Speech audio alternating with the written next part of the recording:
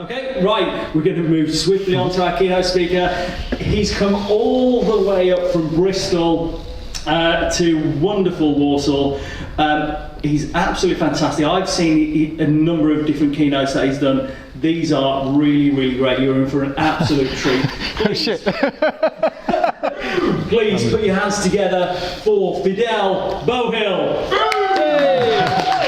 Thanks, mate. Do I need this? Wow. That's a bit of an introduction, isn't it? So, I mean, he's absolutely fantastic. The best keynote speaker you're ever going to hear, ever. Have we got the... Should I move these?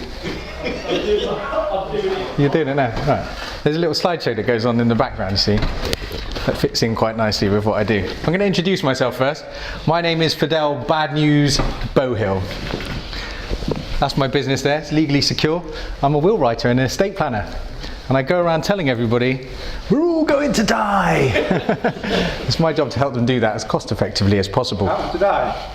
Pardon? Help them to die. Yeah, I help them to do it as cost effectively as possible. It's inevitable, you know, people don't need help doing it. It's going to happen by itself at some point. Today's talk is called How to Die Happy. You know, it's something we're all going to do, right? Behind you. So why not do it as happily as possible? Look, that's me and my mum. Bless her, we'll talk a bit about her in a minute. So I got involved with speaking a few years ago. I've always done it. I used to go out into old people's homes, community groups and things like that. I've been an estate planner for like 11 years. And I used to go out and do sort of technical talks and tell people how to put things in place to make sure that the taxman doesn't get all their money, and how to make sure if they go mad that their people can still handle their affairs and everything else like that. And through my speaking journey... Just a quick one.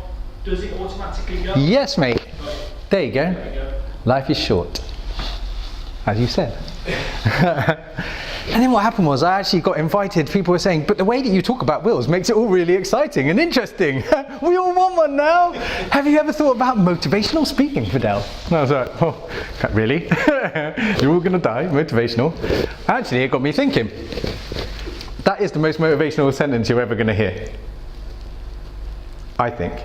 People wonder why I walk around with a big smile on my face all the time. And that's because I've truly accepted the fact that we are all going to die. And the thing about it is you have absolutely no idea when. I don't want to scare you, but you might not get home today. Sorry. Now you know how I got my nickname BadNews Beauhill, right? But the point is that you have to live in the moment, you have to feel it, and this might be the last conversation, this might be the last talk I ever give. So do you know what? I'm going to love it as I go along. So I started putting together this little keynote called How to Die Happy because I reflected on my 11 years as an estate planner and tried to put into words the wisdom that I've gained over this period of time. I'm really fortunate in my job. I get to go and I speak to loads of old people, right? Old people are brilliant. I absolutely love them. And they tell me all sorts of really interesting stories. I get to speak to them and everybody else about what's really important in life, yeah? I talk to them about all their money, their business, their homes, their families, their previous families, the families that their current family doesn't know anything about, yeah? All that good nosy stuff. And so I thought I'm in quite a good position to write a list of the most important things in life. Not that I'm arrogant or anything like that. I thought, Fidel, you are so clever. What a fantastic talk this is going to be. And I went onto Google and I typed in most important things in life, the list, thinking that it wasn't going to be there. And there was hundreds of them. There was loads of them, pages and pages and pages and pages on Google of people that had done this before. They've been doing it for hundreds of years. The oldest one's 300 years old. There was a Spanish monk that wrote a list of the most important things in life. 365 of them, I think he had. The one that comes up top of Google is an Australian lady. She's a palliative care nurse. Right? So she looks after people through the last days of their life. She was clever because she wrote the top 10. And that's what got her to the top of Google. Everyone else was mucking about. She was like, oh, there's a gap in the market here. I'm going to do the top 10 most important things in life so I get to the top of Google. And she did. And it's a great list. She wrote a book about it. The book's shit. Seriously, I bought it and I read it and it was just like, this is really crap.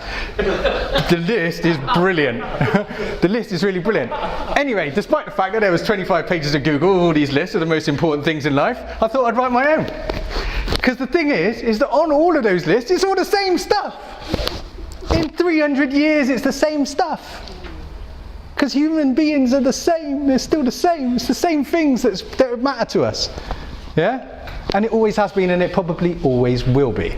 Apart from Facebook's probably on the list now. So here's my list. Has anyone got a pen? Have you got pens? Are you taking notes today? If you're taking notes, get them out and write these down, because this is really important stuff. Yeah, this is life-changing. Mainly because of the thing that's number one on my list. See, most motivational speakers and gurus and all them sort of things don't seem to think this is important. You'll disagree. You're on my side. Number one on my list is wealth. Money.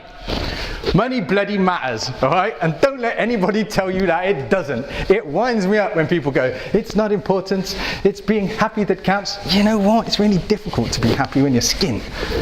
It is, and especially when you're old and you haven't got all your health and everything else like that. Having money, when you start to feel vulnerable, money helps protect you from that. Some of the greatest joys, obviously I go and help people distribute their money, and that gives people a lot of satisfaction. Helping your grandchildren buy their first house, or buying a car for them on their 18th birthday, it means a lot. It means a lot. And at the very least, not being worried about the roof over your head when you get into retirement and things like that. Money is really important. Sorry, my little slideshow is distracting for me. There is a happiness curve though, and some say it's around about £65,000, or the equivalent of, depending on where you live in the country, that there's a little curve. When you hit money and happiness are correlated until you get to about £65,000. Then it plateaus to about £120,000, and then sometimes it has a detrimental effect on your happiness because of what you've got to do to earn that sort of money. Is that a week or month? I don't know, a day, mate, a day. You're in the wrong business. My first client ever, right? He gave me a bit of a weird thing.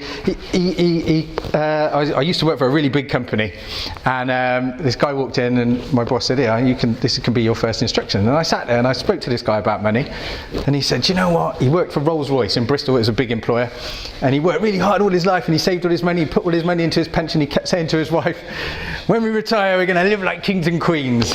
And he saved all his money, and he paid off his mortgage, and he put everything into his pension and everything else like that. And then he retired. He took early retirement, and he took out all his money, and he had £200,000 in his bank account. He paid off his mortgage. He got a brand new car on the driveway. Woohoo! I've won. We've done it. But guess what? He went to go and spend the money, and he felt really uncomfortable. Because in order to save 200 grand, you've got to be stingy, right? You don't then all of a sudden overnight become somebody that can blow 200 grand on fun. They did. They bought themselves some plane tickets and went off to Australia, first class. Felt a bit weird turning left on the plane. And by the time they'd got back, they had £203,000 in the bank. So money kept growing. So it gave me a little interesting insight into the reality of it. So don't put it off. Spend it, invest it, but try and build your income. Number 2 on my list is are you writing this down? You're writing it down, aren't you? I like you. Health. The reason it's number 2 and it's after wealth because I reckon money can help you be healthy. All right? But health is really important, especially when you get old. Again, I see far too many people that spend their retirement sick. You work so bloody hard. People work hard, they work long, they don't sleep properly, they don't eat properly, they spend all the time running around, got to make money to save, to spend in my retirement, then you retire and then you sit there going, oh my leg, oh my back, do you know what I mean, oh I'm so fat, do you know, and seriously. That's the reality, and all I hear is people moaning, they sit there for now, retirement is long. Retire at 60, 60's no age, it's not old anymore. I went to the doctors the other day, I said I'm getting old, he said no you're not. I said, cheers, mate, married. And he said, no, you're not old until you're 70 now. That's official. NHS official statistic. You are not old until you're 70. So you're 10 years into retirement. There was a lady, another palliative care nurse, who I had the fortune to meet. Write this down. This is interesting. All of it is interesting, but this is the best part. There's a lady called Jill Farrow with a G. She was a palliative care nurse as well. She was so scared of getting old. She got to the age of 60, Google her, seriously, it's a really interesting story. She got to the age of 60 and decided she didn't want to get old. She didn't want her body to deteriorate. And so she made the decision, while she was still fit, healthy, and in full control of all her faculties, went off to Switzerland and committed suicide. Really, really strange story. And I had the, I won't say pleasure, the interesting encounter with her to listen to her side of the thing. And her family were not impressed, obviously, but she's done it now. It's a very interesting story. Which leads me on to number 3 on my list, relationships. Relationships. So the biggest regret that I come across when people are there on the last days of their life, and certainly old people, some really big regrets is how they've let their relationships go. And people focus on their parents, their mums and their dads, their brothers and their sisters. Sibling rivalries. Man, probate, yeah, when people die and there's lots of pots of money and stuff like that, brings out the absolute worst in people. Sisters. Anyone else got 3 daughters? I've got 3 daughters.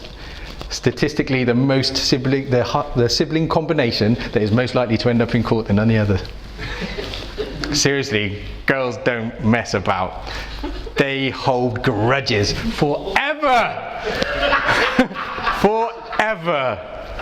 Boys are all right. They used to have a punch up in my office. Do you know what I mean? Then they go down the pub, have a pint, and go, "Oh, I suppose we need the money, don't we?" Get on with it. Girls are like, never. I am never speaking to her ever again. I offer a service where I store people's wills and I give them free updates. And some little old ladies take advantage of that, just to get me around there, have a chat, because I'm that good looking, because I'm so handsome. It's true. Anyway, yeah, that's the sideline. And I also offer hitman services. There's this little old lady, and she gets me around there probably every couple of months. And she's got 3 daughters, so we bonded. And she made this thing. The first time I went to see her, she made the effort to go and get those sachets of cappuccinos. Do you know those ones? The sachets get the fluffy things on the top. She's like, "Fidel, I knew you wanted coffee. So I asked you over the phone, drink coffee. I bought you these wonderful things, these sachets of cappuccino." I was like, "Oh, wonderful, lovely, thank you." And I made a big fuss of it when I drank it. So every couple of months I go and see her, and she's like, "Fidel, guess what? I got your coffees. You're going to love it. The cappuccinos." I'm like, "Oh, brilliant, thanks, love." She makes me this lovely cup of coffee. I went round there about 6 months ago. "Fidel, you want your coffee?" I was like, "Yeah, brilliant." Rattling around in the kitchen, sat there, 9 o'clock in the morning, she brings it, puts it down. We're talking, take a big sip. It was mushroom soup. Seriously, I hate mushroom soup. Anyway, she sounds like a lovely little old lady, but she's not, she's a bitch. Awful woman, right? Really horrible woman. Basically, she was writing one of her kids out every single time I saw her. She was leaving it split between 2 of them. So she was playing Russian roulette with her daughters, and every time I went to see her, I tried to talk her out of it. I said, "You can't do this. You can't do it. It's not fair. They're going to end up falling out and never speaking to each other again, because they're girls and they're sisters. This is what will happen." On that last occasion, she decided to listen to me, and she put all 3 of them in. 6 weeks later, she was dead. And her daughters knew nothing about it. And it's the only time she'd ever had a will leaving the money to all 3 of them. She said, "Oh, these kids are horrible, they treat me this way, they treat me that way." I'm like, "They're your kids. Guess what? If your kids are assholes, you've got something to do with it." You're a mum. One of the other things about relationships, sorry, about swearing, I'm in a church as well. Sorry, I keep forgetting where I am, there's a Bible up here. Friendships are really important. So lots of people always talk about how you've got to look after your family, spend time with your kids, take your wife out, date night, everything else like that. One of the things that people really forget to talk about are their friends. That's my dad in Jamaica, my little girl. Friendships. The thing about friendships, there's a picture of me with my mates somewhere in here at Christmas. There they are. Pick it up for timing. At Christmas, yeah, on the 22nd of December, we go to the same pub every year since we were 15. And last year there was like 46 or 47 of us with our wives and our kids and everything else like that. We do the same thing every year. People come from all over the world. And we meet up. And these guys, right, they know me better than I know myself. They know me better than my mum, and they definitely know me better than my wife does. And guess what? There's no messing about when I'm with this lot. I'm not BadNews Beauhill. I'm the real me, because there's no kidding it. And so there's a lot of freedom when you're with your mates, isn't there? That time you can properly take the mask off. When I'm in front of my kids, I'm the dad. When I'm in front of my wife, I'm a husband. You have these different roles. But with your mates, you're nothing else but you. And I think that's really, really important. And one of the biggest regrets that old people say is that they've lost touch with their friends. When they got married and things like that, they didn't write the letters, they didn't make the phone calls, and they didn't keep up a lot with their friends. And that makes them sad. It's a big regret. I usually do this with a flip chart, so it's easy. So write this one down. This is a big one. Well, what number are we on? I got it written up here. Number 4. Truth. Nigel stops laughing. The truth shall set you free. Hallelujah. Hallelujah. The truth. So there's different types of truth, right? There's being truth to those people around you, right? I told you I was going to tell you this story, didn't I? So I went, one of the questions I got to ask people when I take their will instruction is, do you have any children from any previous unmarried relationships? It usually creates a bit of laughter. Do you know what I mean? The blokes go, not that I know of. And all that sort of thing. I haven't heard that one before. And but guess what? One day I was in this little village in Wiltshire, and the guy goes, actually, love, there's something I've been meaning to tell you. So I laughed. I thought he's joking. So I said, mate, you can text me later if you want. We don't have to have this conversation right now. I'm here in front of your wife. He went, no, seriously. They had 2 sons, 16 and 19, and then he came out with the fact that he also had a 13-year-old boy in the same town, in the same village that he'd been seeing once a month for the last 13 years. But no one had ever asked him. He'd been carrying this around with him for 13 years. Don't get me wrong, there's never the right time to tell your wife that you've got a kid with another woman, a 13-year-old, and you were unfaithful. It's not a great thing to say. But he wanted to. He'd wanted to say that for 13 years. And then old Muggins over here comes along and asks him to his face, and he goes, but visibly, even though he was about to have his testicles removed with a blunt knife, he looked happy. He looked happy about it. He was literally getting this massive thing off his chest. He's still alive. I've got his will in the office. He's not dead. He might be in the basement tied up, right? But he is still alive. Yeah. But you can't carry these things around with you. That's the sort of stuff that will make you sick. And whatever the outcome, whatever the fallout from it, you can't keep a secret like that forever. You can, people have. But I hope I can. I interviewed my mum the other day. She's up here, isn't she? My mum's amazing. She's mental. All right, she's 75. She's travelled all around the country. 3 years ago, she went off with a mate of mine from school. His mum, the two of them, travelled the whole of South America, backpacking. Buses and stuff like that. They rode horses with the Sandinistas in Argentina. They went up and stayed with all sorts of weird people. They met we're from Bristol, and they met up with the Eastern Cowgirls, which is a Bristolian basketball team in the mountains of Peru. They turned up in this village and they were like, oh, we know you. Weird. Anyway, they got about 30,000 followers on their blog and stuff like that. So that's my mum. She's nuts. But she's my mum. So whenever I see her, it's like, what are we having for lunch, ma? Yeah? Really normal conversations, but I took this opportunity to do a Facebook Live with her. I interviewed her, and it was the best conversation I've ever had with her. So do it. That's my recommendation. Interview your parents. It gives it a different slant. And I said to her at the end, I said, what's the most important thing? If you've got a lesson to tell my girls, what's the message? She said, be true to yourself. Don't spend your life living life for other people. And you hear lots of that. Loads of motivational speakers will say the same thing, but to hear my mum say it to my daughters hit home. It really did. And do you know what? Giving this talk and explaining this point about 3 months ago changed my life. Because I thought, I'm not doing that myself. So I bought this jacket. No, but seriously, being true to yourself. Don't do it. Old people regret that all the time. I hear it all the time. Now I've started asking them, if you had one thing to say, what would it be? And they all say, just don't spend your time being other people. I worked too hard living the life that my parents thought would be good for me or my partner wanted. Number 5. You still writing this down? Right, number 5. 6.0. Achievement. Is there a picture of me on it? It's coming up. That's health, that is. So I box. That's how I got my name originally. It's nothing to do with death and telling everyone they're all going to die. It's just because I used to punch people in the face. Really hard. I have nails. So I box. And do you know, the thing about boxing is I learned this thing about memory, right? So your memory has no concept of time. It sees 1 second the same way as it sees a year, all right, when you reflect back. Unfortunately, we're losing all the guys. So the guys from the war and stuff like that fought in the war, they tell you all the wonderful stories, don't they? All the good stuff that happened. Some of them do remember that it was shit as well, because it was, and it lasted a really long time, didn't it? But they remember the little successes, the things that they achieved.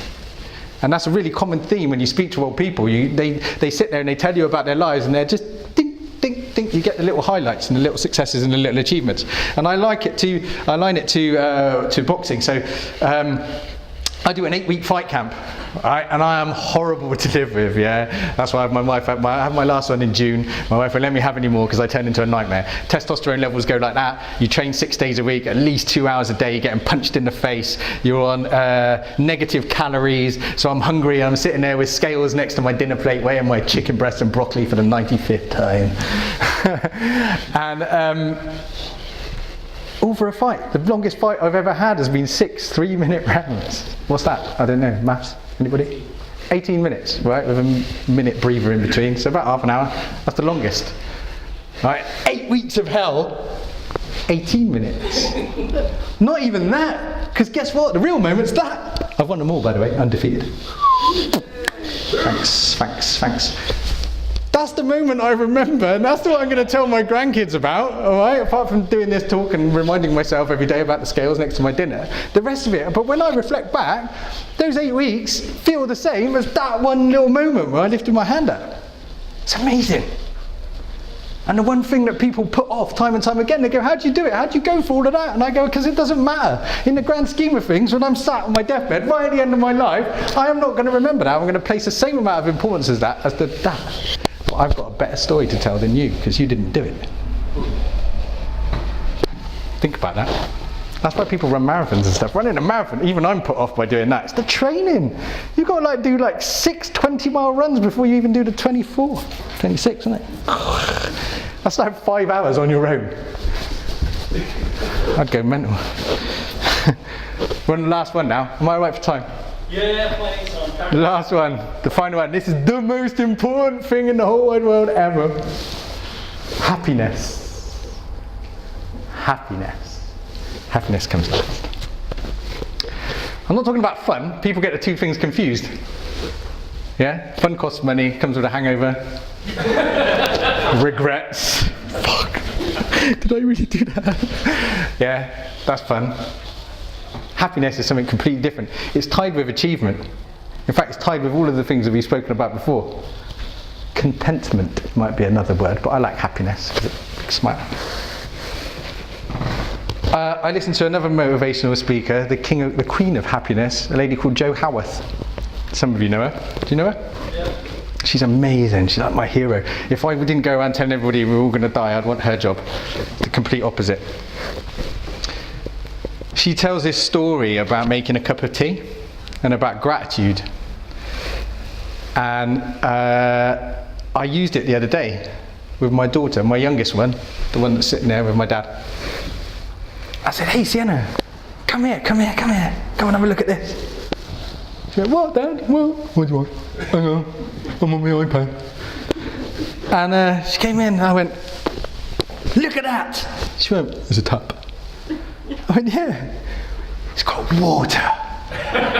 Fresh, cold water that we can drink. Out of a tap. In our house. Through all the pipes. And the reservoirs and the sewers and everything else like that. But all we have to do is tap. And out comes fresh, cold water that we can drink. Even better than that, I'm going to put it in a kettle. And make a cup of tea.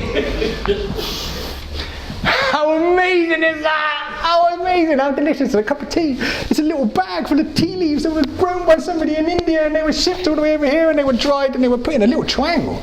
Not even a square anymore. When I was a kid, they were square. Now they're a triangle, so the tea tastes even better. Someone took all the time and effort to do that in a cup made out of China with a big machine that turned it all out. It says we're all going to die on it. Daddy's got a business that does all that. And I've got my own branding. How cool. How amazing. She's like, yeah, whatever. She wasn't actually. She was like, this is cool, this is cool. And then about 3 weeks later, she went, Dad, Dad, Dad. I went, what? Come here, she said. I went, what? It's hot water. I had a tap. And I can have a bath. How cool is that? I went, I love you. You're my favourite. And I changed my will. I'm joking. Seriously, I went and did a little series of interviews with people that were over 100 in old people's homes. I spoke to them. And I said to them, what is the secret to your old age? How did you get to 100? Every single one of them, bar none, went, I don't know, I'm lucky, I guess. I went, really? Lucky? Explain. They went, I had an amazing husband, lovely house. My dog was really nice. I had this beautiful cat, and I lived here in this wonderful city all my life. Aren't I lucky? I went, no, not really. It's pretty normal. Everybody said that to me. And then it dawned on me. It wasn't the facts. It was how they saw it. Gratitude.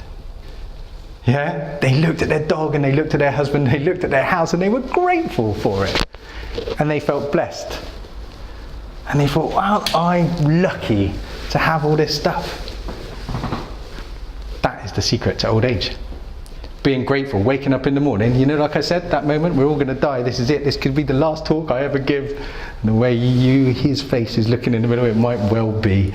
He's not impressed. I'm joking.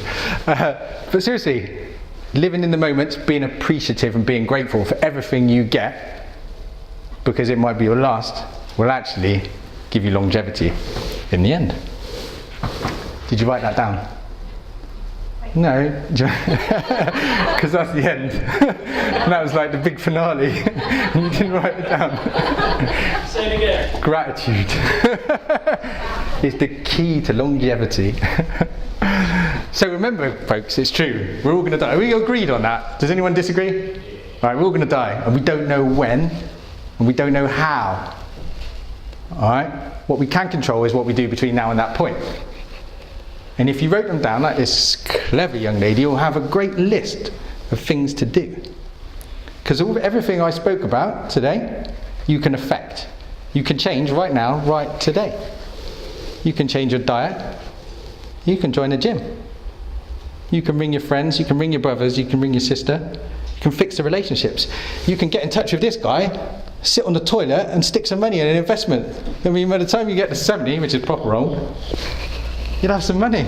It's a good idea, isn't it? Pay me later. Achievement. You know that thing. Oh, I'm going to do it. I would love to run a marathon. I hear people say that all the time. I'd love to have a box. I wish I was you. I wish I could do that. You can. All of you. You can. You just got to decide to do it. Trust me, when you get to the other end, you'll forget all the hard work.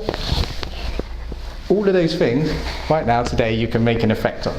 So that when you get to that moment and it's your time to go, you can look back and go, oh, praise the Lord. I'm so glad I listened to Fidel BadNews Beauhill that day. Thank you for listening.